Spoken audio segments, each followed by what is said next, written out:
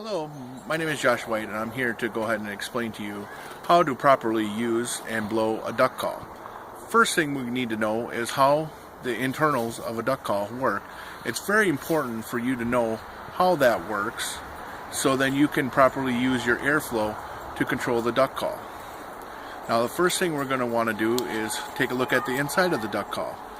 The most important part of the duck call is the reed, which allows the airflow to flow over top of it and below it to go ahead and make a vibration sound that allows the duck sound to come out of the duck call. The other part is the tone channel, which is gapped, as you can see here, where it allows airflow through and over the top. It makes the reed vibrate. And then the third part is the stopper or wedge that goes ahead and holds the reed in place so it doesn't move side to side while you blow through the duck call. Now, with the duck call, you put it back together and you get it clicked in together so you make sure it's good and tight. Now what you're going to want to know is how to hold the duck call. And why holding the duck call properly is very important. It allows you to manipulate the sounds that are coming out of the duck call. Now what you want to do is you want to take the bell of the call right here and stick it between your forethumb and your index finger and wrap your fingers around it. Now, what you want to do is you want to go ahead, according to Bernie Califf, of World Duck Calling Champion, you want to take the call and put it up next to the lips like you're drinking a Coke bottle, okay? So when you lift it up like this, you want to have that pressure there, okay? Now, the other important parts is your airflow. Your air, you do not want to come from your mouth, you want to come from your diaphragm. According to Field Hudnall, who is a world goose calling champion and also a world duck live calling champion, explains it that you want to kind of fog the mirror with your airflow. So you want to go not and puff your cheeks. You don't ever want to puff your cheeks while you're blowing a duck call. Now, the other part of that is that you want to make sure that you have the proper airflow going into the call.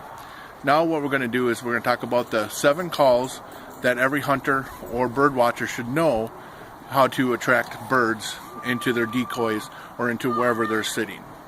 According to Ducks Unlimited Pro Staffer, the 7 calls are quack, the feeding sound that mallard hens make. They are the comeback call, the greeting call, the pleading call, and also the other 2 are kind of similar. They're called the lonesome hen call, and they're also the hail call. Okay, so I'm going to explain those to you now. Now, the first, how to make a quack sound, according to Phil Robertson, you have to make the word, say the word tin or 10 into the duck call. And how you do that is you properly grab your call and pull it up to your lips like you're drinking the Coke bottle, and you go, and that makes the quack sound. Now, the greeting call is just a series of those 5 calls, or 5 to 7 notes of that quack sound in descending order, kind of like the nursery rhyme 3 Blind Mice. It's kind of in that same rhythm. It's 3, it's quack, quack, quack, quack, quack, and then I'll show you. And that is a greeting sound. Now, the feeding sound, according to Buck Gardner, you have to say like ticka ticka dooga dooga into the call, and you say it in very rapid fashion. So you go, and then if you really say it really fast and you really get into it, you can go like this.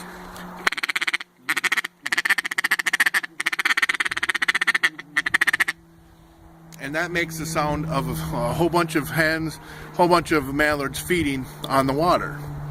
Now the next call is going ahead and doing the comeback call, which is kind of like the greeting call.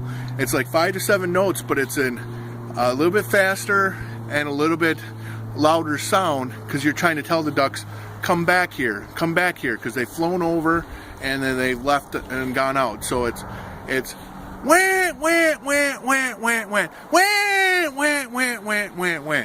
So with that being said, Now we're going to move on to the pleading call. And the pleading call is more like you say into the call, anka, anka, anka. And it's kind of what we call like a rolling call, or according to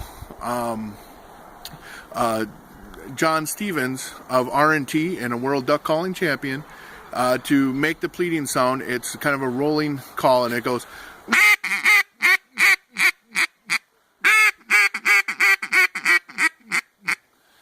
So it's kind of more of like a pleading saying, come over here, you want to come over here. And then with the last but not least, the lonely hen call, it's just a series of quacks, 4 to 6 quacks with taking a breath in between. So it's just like.